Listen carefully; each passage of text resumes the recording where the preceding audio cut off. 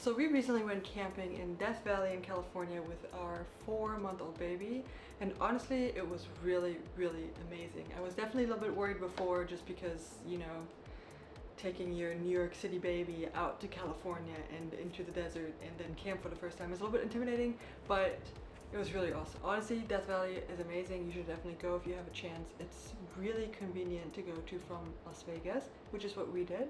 So yeah, let me just start from the beginning of the trip. I am living in New York City right now with my little baby, and he was 4 months old at the time, so it was about a couple months ago. Yes, I am very far behind with videos. It's just what happens when you have a baby. Everything just gets delayed and takes a long time, but here we are. He's sleeping right now, right here actually, right there.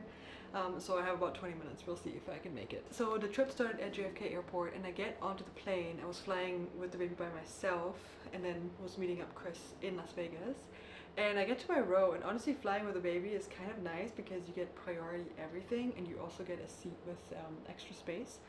Very nice. Still very stressful just to fly with the baby by yourself. It's like a 6-hand job and you only have 2 hands. But I get to my row, and in my row is no other than the amazing award-winning photographer and my friend Ann Geddes.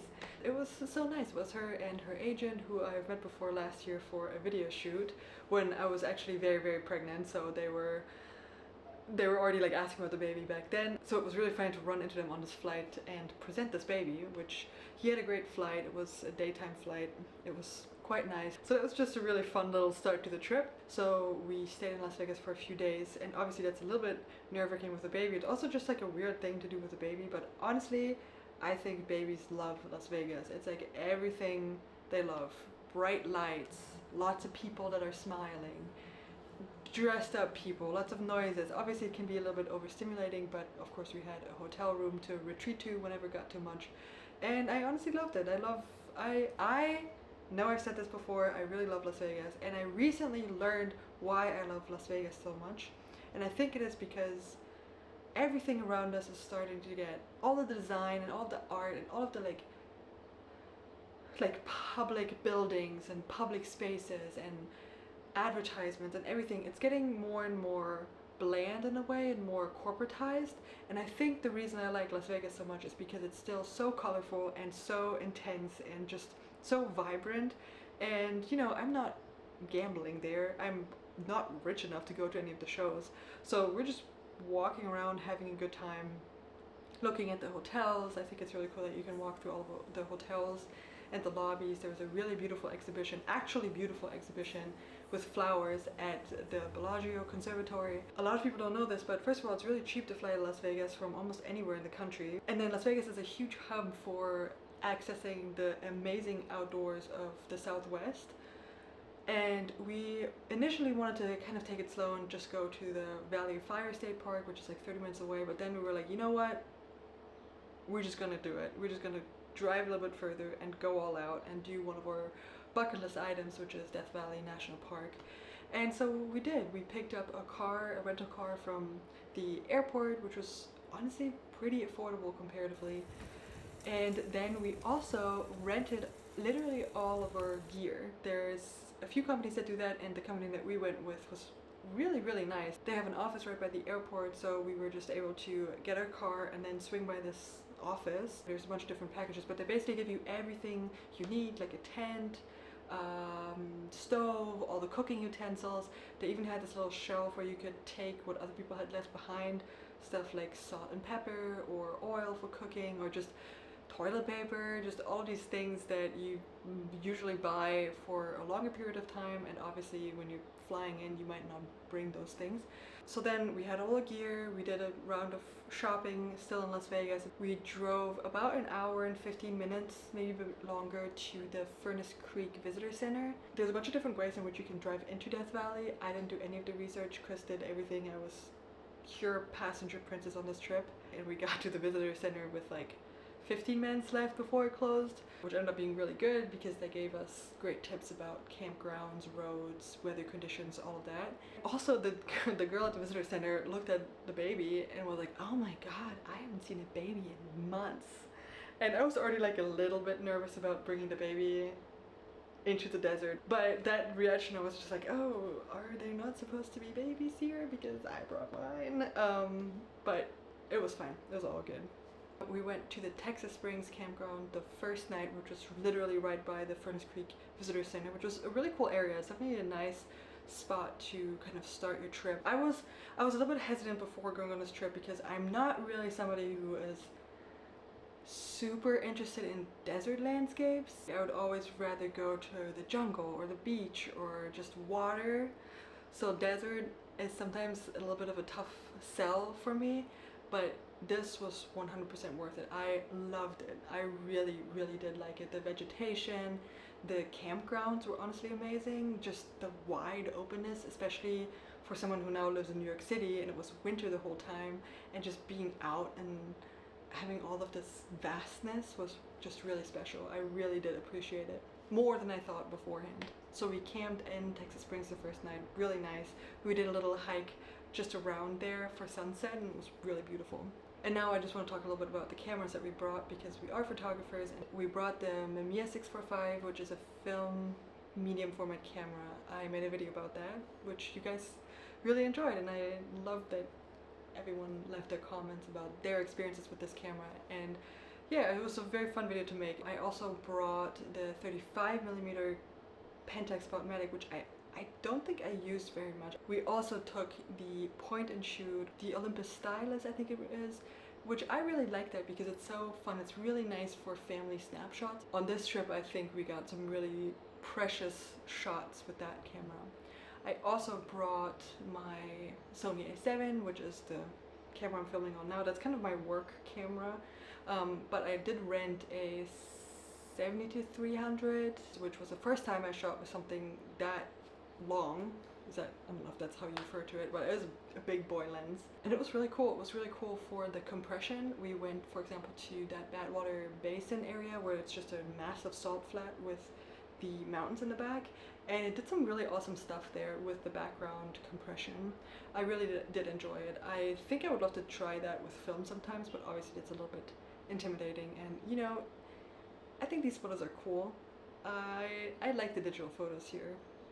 Sometimes I think that maybe I just don't give digital as much of a chance as I do with film, or it's just that I like the element of surprise. But even now, looking at these photos a little bit removed, like with a couple months removed, I'm like, oh wow, oh no, those are actually cool photos. They just maybe look a little bit too close to what I was actually seeing rather than like the memory I have created around that. So I don't know if that's what it is, but anyways, I think they're cool photos. I'm glad we took them. I'm glad we lugged around that big lens. It's worth it sometimes. We did a few things around Texas Springs that morning. For example, we drove to Zabriskie Point. That was really cool, but we unfortunately dropped the Mamiya camera, the Mamiya 645, and it did dent a little bit. I think it was fine. There was a little bit of a light leak on a couple of frames, but I think we saved it. I think it's totally fine. A lot of people were there. Sometimes when you go to tourist areas that are sunrise spots, the vibe is really good. Even though there's a big crowd, it's still kind of like interesting because everyone probably just woke up, and everyone probably woke up earlier than they usually do. And so it's just a funny little crowd in the morning. It's like everyone's still a little sleepy but looking at something cool. I kind of really liked that. The first day we were driving around a lot. We obviously were very conscious of making everything as comfortable as possible for the baby. It really wasn't very hot throughout the day, and when it got a little hot we just made sure to stay in the car and do all of our driving around the warmer parts of the day. The UV also, even though it was so bright, the UV wasn't that intense, which is kind of the main thing I was worried about with the baby because he was born in October, he lives in New York City. I'm pretty sure he has not really gotten any type of light on his skin at this point because we've just been, even when we were outside a lot even throughout the winter, but he was always totally covered up. So this was kind of like the first time that sun actually hit his skin, and I was really worried about being too much in the desert, but the UV never really got over like a 4 or 5 in the middle of the day. So early in the day and late in the day it really was not that big of a problem. We drove further north. We drove pretty far north into the camp. Apparently not a ton of people go up there. Obviously no, a ton of people go up there, but not everybody who visits Death Valley goes up there. But we did want to check out a second campground, so we ended up at Mesquite Springs Campground, I think it's what it's called. And it was another really cool campground. It was also first come first serve. It was like $20, just like the last one. We did some short hikes around there. Somebody had left a bunch of firewood just for us to take. I think that parenting is definitely very hard, especially with a small baby, but I am coming to realize that parenting outside in any capacity, even just taking him outside for the afternoon, it's so much easier. It's so much easier to be with the baby outside than it is to be inside. He is way more happy outside. Maybe there's just more happening and it's not us having to entertain him. It's just him taking in the views, I guess. He was in a really good mood. I think he just enjoyed having both of us there. If you have the opportunity to go camping with your baby, just do it. It's so nice. It was such a nice memory and I'm so happy we did that. And I think also the reason that I'm happy we're doing stuff like that is not necessarily for the baby, even though I think he really enjoyed it, and I think that later in life he might look at these photos and appreciate that we took him to do these things.